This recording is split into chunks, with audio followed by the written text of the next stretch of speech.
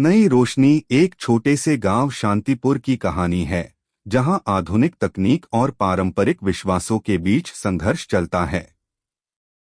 गांव में एक युवा शिक्षक विवेक है, जो बच्चों को बेहतर शिक्षा देने और गांव वालों को नई सोच से जोड़ने का सपना देखता है। विवेक मानता है कि शिक्षा और तकनीक से गांव का जीवन बेहतर हो सकता है, लेकिन गांव के ज्यादातर लोग, खासकर बुजुर्ग शंकर बाबा, इसे संदेह की नजर से देखते हैं। शंकर बाबा मानते हैं कि तकनीक गांव की संस्कृति और परंपराओं को नष्ट कर सकती है, इसलिए वे इसका विरोध करते हैं। एक दिन गांव की एक छोटी बच्ची सुजाता अचानक बीमार हो जाती है।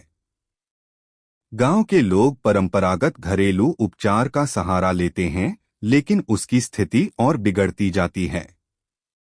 इसी बीच विवेक अपने मोबाइल पर एक ऑनलाइन फर्स्ट एड वीडियो देखकर सुजाता की तुरंत मदद करता है।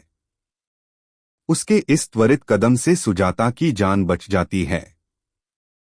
यह घटना गांव के लोगों को सोचने पर मजबूर करती है कि शायद तकनीक कुछ नया और उपयोगी दे सकती है। इस घटना के बाद विवेक गांव में छोटे छोटे सत्र आयोजित करने लगता है, जिनमें वह तकनीक और शिक्षा के महत्व को समझाने की कोशिश करता है। वह किसानों को दिखाता है कि किस तरह से मोबाइल ऐप्स के माध्यम से वे अपनी फसल की देखभाल और उपज को बेहतर बना सकते हैं।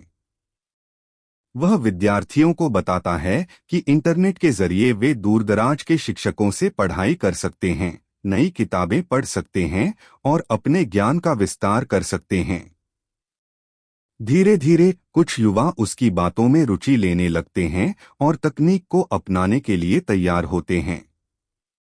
विवेक की इस कोशिश को शंकर बाबा अब भी संदेह की दृष्टि से देखते हैं। हालांकि जब वह देखते हैं कि तकनीक से गांव के कुछ लोगों का जीवन बेहतर हो रहा है, तो उनकी जिज्ञासा जागती है। एक दिन वे विवेक के एक सत्र में शामिल होते हैं और देखते हैं कि किस तरह से तकनीक और शिक्षा से गांव के लोग अपने जीवन को सरल और बेहतर बना सकते हैं। इस अनुभव से शंकर बाबा की सोच में धीरे धीरे बदलाव आता है। वह महसूस करते हैं कि तकनीक और परंपरा को संतुलित करके गांव में प्रगति लाई जा सकती है, बिना संस्कृति को नुकसान पहुंचाए। विवेक की मेहनत रंग लाती है और शंकर बाबा जैसे बुजुर्ग भी तकनीक को अपनाने और उसे परंपराओं के साथ मिलाने के विचार का समर्थन करने लगते हैं।